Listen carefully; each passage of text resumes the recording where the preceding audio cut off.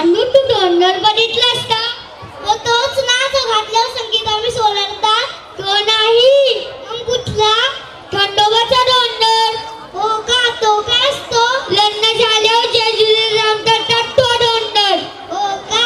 चल तुला दाखवतो. माझे नाव कृष्णा रविदास चव्हाण. आपल्या महाराष्ट्रातील कुलदेवता जागरण म्हणजे गोंधळ. देवाचे भक्त रात्रभर जागरण करते म्हणजे